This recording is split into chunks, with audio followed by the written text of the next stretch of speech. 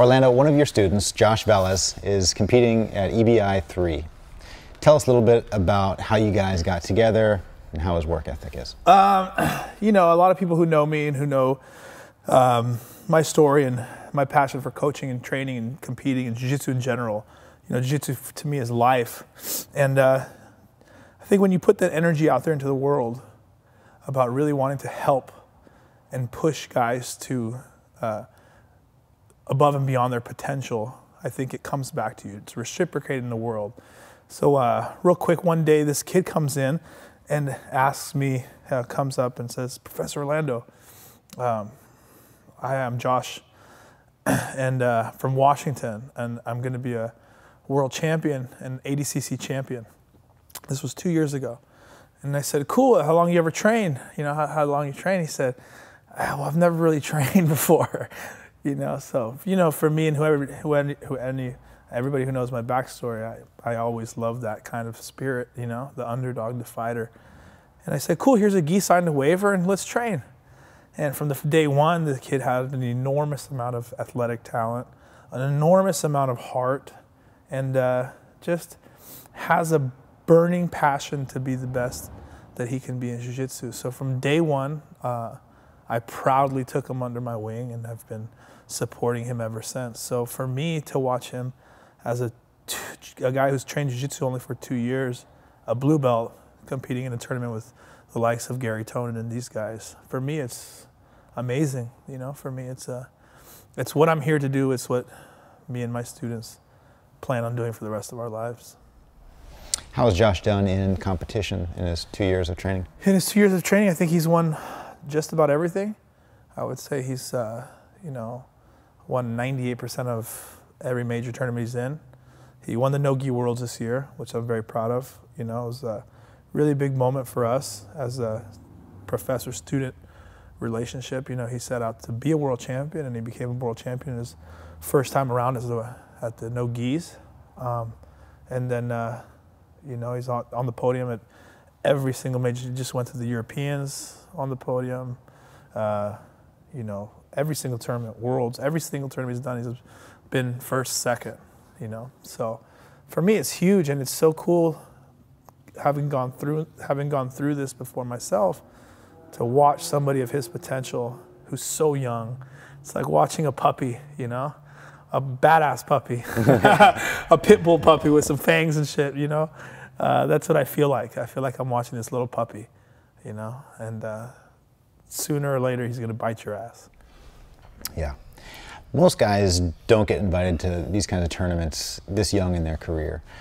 What do you think has allowed Josh to excel so quickly and do so well in such a short amount of time? Well, I mean, obviously it has a lot to do with his natural ability, but I'm always a big believer, if you tell me who you hang out with, and I'll tell you who you are. In my academies and in my upbringing, training with guys like Hamza Bahal, you know, he's my first professor. He's the guy who showed me how to train. And for me, it was always a fight.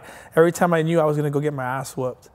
And guys who always only believe in excellence, you know, world champions, you know, Fabricio, Master Rafael Cordero, all these guys, Zeha Jola, my professor, like all these guys, they excel and they believe in greatness. So anytime I'm around and anytime we've been around, the only goal in mind is to be the best, to be the greatest. So for us to watch him, I think he's adopted that mindset since he started, and all Josh wants to do is be great. We had a conversation one day, and it really stuck with me. He said, he goes, "You know, Professor Lynn, I don't want to just be a good black belt world champion." He goes, "I want to be one of the best in the world." And ever since he said that to me, it really rang inside me. The kid's special. You know, he's very special. I just watched the movie Whiplash. You seen Whiplash? It's a great movie, and it's about a drummer kid who wants to be the best drummer in the world. It reminds me a lot of Josh in that sense, that he doesn't want to be good, he wants to be the best. A lot of amazing competitors at this tournament, EBI 3. What are your thoughts on the tournament and Eddie Bravo's creation in general? You know, I love it, man. You know, everybody who knows me is I'm a huge supporter of the IBJJF and what they've done, and how they've grown the sport. I mean, there's a tournament in every single country, it seems like now. You look at the roster, I was looking at it just the other day, it's around everything. But I think it's awesome to see people get excited about, you know, different kinds of tournaments. $10,000 is not a small amount of money for guys coming up in jiu-jitsu. That's a big deal, you know. That's a big deal to have guys fighting for $10,000, to have cool sponsorships, to have Budo videos, live streaming it on pay-per-view. I mean, to have really good supporters, that's a huge deal. So for me, anything that excels jiu-jitsu, anything that advances jiu-jitsu, to me is awesome. You know, I'm not gonna say, oh, this is, I don't put down any, oh, this is good, this is bad. I think anytime you're able to excel jiu-jitsu and excel our sport, I think is awesome. Yep. You know, it's fantastic. It's really, really good. I'm really impressed. I went to the first one and friends with, you know, Victor, who's the black belt of Eddie Bravo, who organizes the tournament, and Eddie Bravo. I mean, they've done an amazing job. They've really done a great job putting this show together. So, of course, I'm going to support it 100%. I'm really proud of my student to be invited back.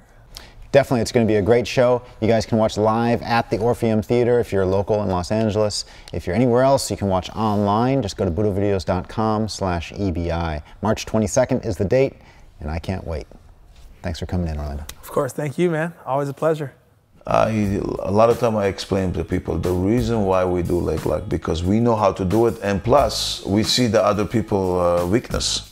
So I see it 80 to 90% other people don't know anything about leg locks, and they think they know, but they don't know.